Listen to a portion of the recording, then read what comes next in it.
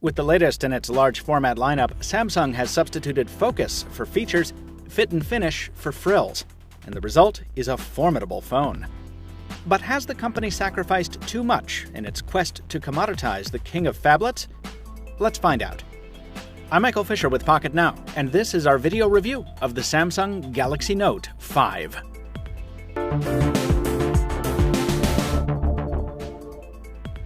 Not since 2012 has a Note so closely resembled its mainstream cousin. The Galaxy Note 5 takes its design cues directly from the Galaxy S6 family, with a Gorilla Glass back cover curling into a mid-plate molded from 7000 series aluminum and featuring charging, audio, and speaker ports on the bottom edge. The display is Quad HD and Super AMOLED, featuring very high pixel density and a Wacom digitizer to interpret pen inputs. That's nothing new, but it's an absolutely stunning screen if you're coming from almost any other smartphone. And its super narrow bezels make the Note 5 much easier to hold than any other 5.7-inch device. It all adds up to the best feeling, best looking Galaxy Note in memory. The clicky buttons and the new spring-loaded S Pen are a tactility treat, while the mass and materials combine to give it the sense of a very expensive product, which of course it is. Realistically speaking though, you'll probably need to invest in a case or at least a skin to keep it looking that way. The glass is absolutely impossible to keep free of fingerprints, and though this particular phone has survived a waist-height drop onto a hardwood floor, I'm not sure it would be as lucky in a fall onto asphalt. Pop off the back cover and... oh, right. For the first time in Note history, you can't pop open the back cover to replace the onboard battery.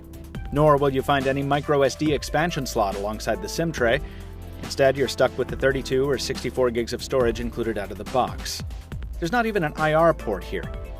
If you never used, cared about, or even knew about these features from previous Notes, none of this is likely to bother you.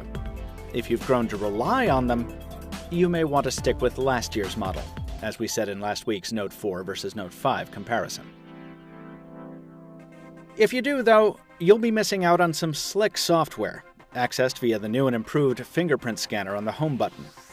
If you've seen our Galaxy S6 review, you already know the software story here.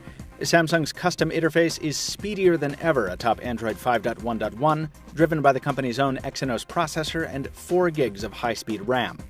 That combination makes for a much smoother multitasking experience than we initially saw on the S6, and the big screen on the Note 5 makes running 2 apps side by side easier as well. If you're like me and you really don't like the out-of-box interface design, there's more good news. Samsung's theme store is full of skins, both paid and free, that let you customize to your heart's content.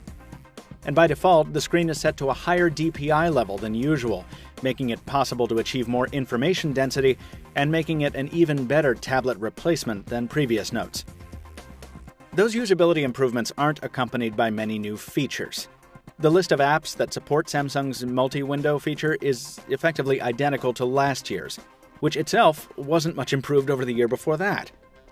Given how awkward the multi-screen experience can sometimes be, the sluggish development pace here is frustrating. There's a little more excitement when it comes to the S Pen. Pop it out with a quick click, and the Note is instantly ready to take down a memo, with no button pressing required. Just slip the S Pen back into its silo when you're done to automatically save the Note and return the phone to standby. This is the best kind of new feature. It's super useful and it's simple as anything. And the same goes for the new built-in PDF reader that lets you sign contracts and other legal forms without having to download additional software. You can still use the S Pen for all kinds of doodles, sketches, and notes to self, but to me, that's never been the primary appeal of the stylus. I think the S Pen is at its best when it's used to manipulate existing content, as a highlighter for scripts or study guides, as a kind of surrogate finger when the device is in an awkward or uncomfortable position, as a markup tool for screenshots, and so on. The new scroll capture mode lets you preserve very long web pages as screenshots for later reference, convenient for sharing long discussion threads, chat logs, or long lists of driving directions. By all indications, the Galaxy Note 5 camera is the same one found in the S6. That means a 16-megapixel sensor with an f1.9 aperture mated to an optical image stabilization system and triggered by a double-click on the home key. It also means the best photo quality you can find on Android, almost without exception. It's not without its flaws. As we saw in our comparison with the LG G4, the Note 5 suffers from focus instability in very low light. But there's a full suite of manual controls, including manual focus, to compensate for that.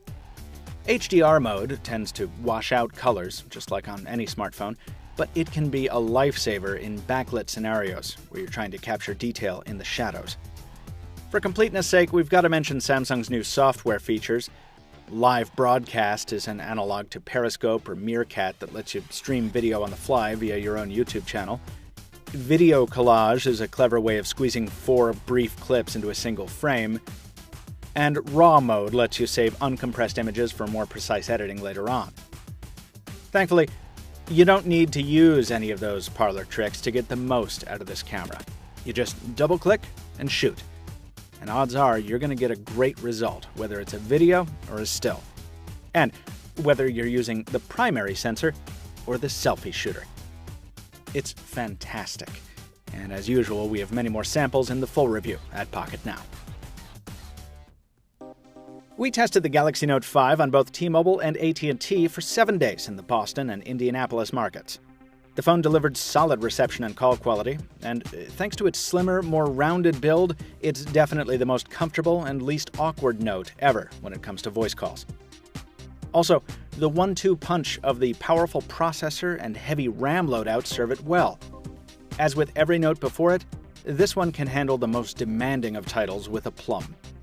Just don't be surprised if apps crash from time to time. That's life on any smartphone. Fitness fans will be happy to know that Samsung's S Health app just keeps getting better. You scroll through the simple interface, take a pulse reading with the heart rate sensor, you tell it how much coffee and water you've had, and you can see that info alongside how many steps you've taken to get a snapshot of how active you've been. We used to give Samsung guff for including this kind of stuff. It sort of seemed out of left field, but if I bought a Note 5 today, I could see myself using this app every day to try to evaluate my fitness trends. And maybe save myself from an early death by a sedentary blogger lifestyle. Speaking of early death, while I didn't miss the microSD card slot during my week with the Note 5, I sure wish Samsung had found a way to either keep the battery replaceable or make it bigger. 3,000 mAh isn't all that much when you've got a phone as full of power drains as this, and the Note 5 gave us an average of 4 to 4.5 hours of screen on time per charge on T-Mobile. Slightly more than that on AT&T. That's not bad. It'll get you through a day of light to moderate mixed usage. And what's more, if you carry the included fast charger, you can top it up very quickly, from dead to 25% in just 15 minutes.